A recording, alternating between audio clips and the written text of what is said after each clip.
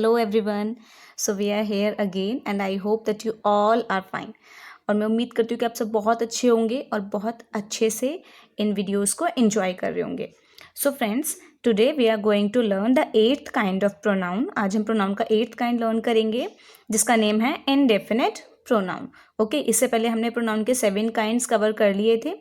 अगर आपने वो वीडियोज़ नहीं देखी हैं तो आप उन्हें भी देखिए ताकि आपका प्रोनाउन एक सीरीज़ में कंटिन्यू रहे. ओके, सो आज हम प्रोनाउन का 8th काइंड सीखने वाले हैं जिसका नेम है इंडेफिनिट प्रोनाउन. और जैसा कि इसके नेम से ही शो हो रहा है, इनडेफिनिट यानी कि जो डेफिनेट ना हो, यानी कि जो निश्चित ना हो. सो इंडेफिनिट प्रोनाउन वर्ड्स वो वर्ड्स होते हैं जिनमें हमें ये नहीं पता चलता कि हम किस चीज़ की बात कर रहे हैं या किस इंसान की बात कर रहे हैं. एक डेफिनेट सेंस नहीं आता. ठीक है, एक बार हम इसकी डेफिनेशन देख लेते हैं, फिर हम इसको एग्जाम्पल्स के थ्रू सीखते हैं. So, indefinite pronouns refer to persons or things in general rather than to a specific person or thing. Indefinite pronouns जो होते हैं वो रेफर करते हैं persons को या things को in general, यानी कि हम जनरल में बात करते हैं क्योंकि हमें स्पेसिफिकली पता नहीं होता कि हम किसके बारे में बात कर रहे हैं. चाहे वो कोई ऑब्जेक्ट हो या कोई पर्सन हो, हमें एक पर्टिकुलरिटी उसमें शो नहीं होती. So rather than to a specific person और थिंग, किसी भी स्पेसिफिक पर्सन या थिंग को डिनोट ना करके हम पीपल इन जनरल की बात करते हैं या थिंग इन जनरल की बात करते हैं. फॉर एग्जाम्पल, अगर कभी आपके डोर पे नॉकिंग हो, कोई आपका डोर नॉक कर रहा हो, तो आप क्या बोलते हैं? Someone is knocking at the door. कोई दरवाज़ा खटखटा रहा है. अब दरवाज़ा कौन खटखटा रहा है ये हमें पता नहीं है. अगर हमें पता होता तो हम ही यूज़ करते या शी यूज़ करते या दे यूज़ करते. सो जब हमें कोई पर्टिकुलरिटी उसमें शो ना हो, हमें नहीं पता कि कौन है गेट पे, वो ही भी हो सकता है, वो शी भी हो सकता है, वो एक से ज़्यादा लोग हो तो वो दे भी हो सकते हैं, तो हम क्या यूज़ करेंगे? Someone is knocking at the door. कोई दरवाज़ा खटखटा रहा है तो हमने समवन यूज़ किया. फॉर अनदर एग्जाम्पल, मान लीजिए आपके सामने बहुत सारी चीज़ें रखी हों लेकिन उसमें से कोई एक चीज़ जो बहुत इंपॉर्टेंट है वो मिसिंग है और आपको याद ना आए, तो आप क्या बोलते हैं? Something is missing. बाकी सब कुछ तो है बट समथिंग इज़ मिसिंग. कुछ मिसिंग है. अब कुछ क्या मिसिंग है वो हमें नहीं ध्यान आ रहा है, वो हमें नहीं पता है कि क्या मिसिंग है, तो हम समथिंग यूज़ करते हैं. ठीक है. सो इंडेफिनिट प्रोनाउन वर्ड्स वो वर्ड्स होते हैं जो डेफिनेट सेंस नहीं दिखाते. वहाँ पे हमें एक पर्टिकुलरिटी शो नहीं होती. ठीक है, स्पेसिफिकली हम कोई चीज़ वहाँ पे नहीं बताते हैं. See the examples: everybody, somebody, nobody, someone, anyone, no one, something, nothing, everything, anything, etc.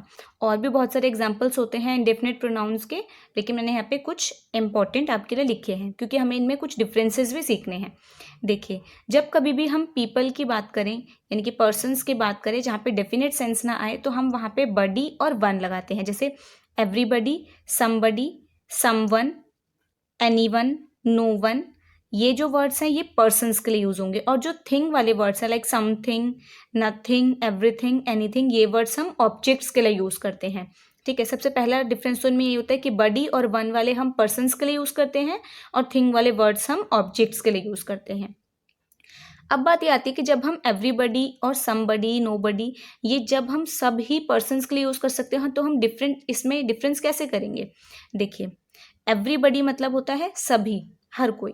Somebody मतलब होता है कोई. नोबडी मतलब कोई नहीं. समवन मतलब भी कोई. अब डिफरेंस यहाँ पे आता है कि समबडी और समवन हमें कैसे पता चलेगा कि हम समबडी यूज करें या समवन यूज करें. ऐसे ही एवरीबडी यूज करें या एवरीवन यूज करें, नोबडी यूज करें या नो वन यूज करें. ठीक है, एनीबडी यूज करें या एनीवन यूज करें. सो एक छोटा सा डिफरेंस इनमें ये होता है कि जब हम बात कर रहे हैं, सो जहाँ पे जिस पीपल की बात हो रही है अगर वो एक नोन ग्रुप से है यानी कि उस ग्रुप की बात हो जिसे हम जानते हैं, तब हम वहाँ पे बडी वाले यूज़ करते हैं. और अगर हम ऐसे पर्सन्स की बात करें जिन्हें हम बिल्कुल नहीं जानते तो हम वहाँ पे वन वर्ड यूज़ करते हैं, वन वाले words like someone, anyone, no one. For example, आप क्लास में हैं, क्लास में सारे बच्चों से आप फेमिलियर होंगे, आप सबको जानते होंगे. उनके बीच में से अगर कोई बच्चा आपका नाम पुकारे तो आपको ये तो पता है कि क्लास में से किसी ने आपका नाम पुकारा, तो आप क्या बोलोगे? अगर आप हिंदी में बोलोगे तो आप क्या बोलोगे? किसी ने मुझे बुलाया या किसी ने मेरा नाम लिया. सो इसको हम इंग्लिश में कैसे यूज़ करेंगे? Somebody has called my name. किसी ने मेरा नाम पुकारा. हमने वहाँ पे समबडी क्यों यूज़ किया? क्योंकि क्लास में स्टूडेंट्स को आप जानते हैं सबको, है ना, और नंबर ऑफ स्टूडेंट्स भी वहाँ पे कम है, तो हमने समबडी यूज़ किया कि किसी ने मेरा नाम पुकारा. अब अगर ऐसे ही आप कहीं मार्केट में गए हैं और किसी ने आपका फ़ोन स्टोल कर लिया, मान लीजिए फ़ोन चुरा लिया है, तो आपको बोलना है कि किसी ने मेरा फ़ोन चुरा लिया है, तो आप क्या बोलोगे? समवन यूज़ करोगे या समबडी? आप वहाँ पे समवन यूज़ करेंगे। क्यों? क्योंकि जिन लोगों के बीच में से जो ये फ़ोन चोरी हुआ है उन्हें आप जानते तो नहीं हैं, वो अननोन है और वहाँ पे नंबर ऑफ़ पर्सन्स भी ज़्यादा हैं। उनके बीच में से आपको बात करनी है, मार्केट में से चुराया गया, तो आप क्या बोलोगे? Someone has stolen my mobile phone. So this is the difference between somebody and someone. ये था डिफरेंस कि जब हमारे नोन पर्सन्स की बात होती है और नंबर ऑफ़ पर्सन्स कम होते हैं then we will use body words, और अगर अननोन पर्सन्स हैं और नंबर ऑफ पर्सन्स ज़्यादा हैं तब हम समवन, नो वन, एनीवन ऐसे वर्ड्स यूज़ करेंगे। ओके, अब हम कुछ एग्जांपल्स देखते हैं और इसे अच्छे से क्लियर करते हैं। See the first example, everybody knows that he is a good player. सभी जानते हैं कि वो एक बहुत अच्छा प्लेयर है। अब सभी जानते हैं, एवरीबडी, हर कोई जानता है। सो यहाँ पे एक इनडेफिनेट सेंस आ रहा है। क्यों? क्योंकि सभी में बॉय हैं, गर्ल हैं, एक है, दो हैं, 10 हैं, कितने हैं नहीं पता। सो यहाँ पे डेफिनेट सेंस नहीं है, इसीलिए ये इनडेफिनेट प्रोनाउन है। ठीक है, सो एवरीबडी नोज, हर कोई जानता है। एवरीबडी मीन्स हर कोई, सभी जानते हैं कि वो एक बहुत अच्छा प्लेयर है। Next example, when I join my new school, जब मैंने अपना न्यू स्कूल ज्वाइन किया था, आई डिड नॉट नो एनीबडी, तब मैं किसी को नहीं जानता था। अब देखिए, किसी को नहीं, एनीबडी, एनीबडी का मीन्स होता है किसी को भी नहीं। So I did not know anybody, मैं किसी को भी नहीं जानता था। और जो नोबडी होता है उसका मीनिंग भी यही होता है, किसी को भी नहीं।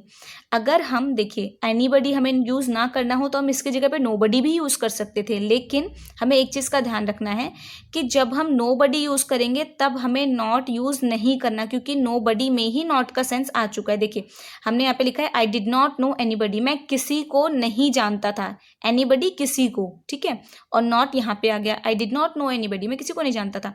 लेकिन अगर मुझे नोबडी यूज़ करना हो तो मैं बोलूँगी I knew nobody. When I join my new school I knew nobody, जब मैंने अपना न्यू स्कूल ज्वाइन किया था मैं किसी को भी नहीं जानती थी। नोबडी में ही नेगेटिव सेंस अपने आप आ गया यहाँ पे। ठीक है, तो हमेशा ध्यान रखना है जो ये नो वन, नोबडी वाले वर्ड्स हैं उनमें आपको नॉट स्पेशली यूज नहीं करना है, क्योंकि उसमें ही वो इंक्लूडेड है। ठीक है, जहाँ पे एनी वाले आएंगे तब हम उन्हें यूज करेंगे।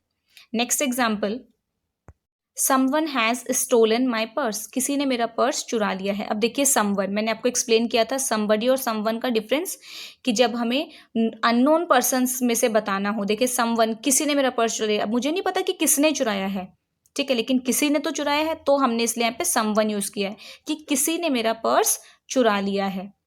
ठीक है, someone has stolen my purse. Next example, he knows everything, वह सब कुछ जानता है।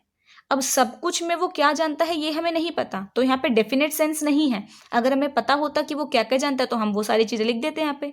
ठीक है, सो इसीलिए हमें पता नहीं है, पर हमने ये बताया कि वो सब कुछ जानता है। सो ये क्या है, इनडेफिनेट प्रोनाउन।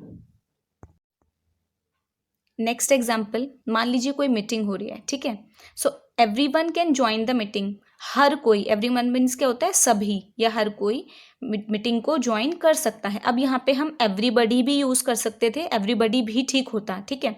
डिफरेंस क्या था, एवरीबडी हम तब यूज़ करते हैं जब नंबर ऑफ पर्सन्स कम हो, ठीक है, और वो सारे हमारे नोन हों, उन्हें हम जानते हों, ठीक है, वो एक सेम ग्रुप से हों। और एवरीवन हम कब यूज़ करेंगे, जब नंबर ऑफ पर्सन्स ज़्यादा हों और अननोन पर्सन्स को हम रेफर कर रहे हो। सो everyone can join the meeting, meeting को कोई भी ज्वाइन कर सकता है। Next one is nothing is hidden, कुछ भी छुपा हुआ नहीं है।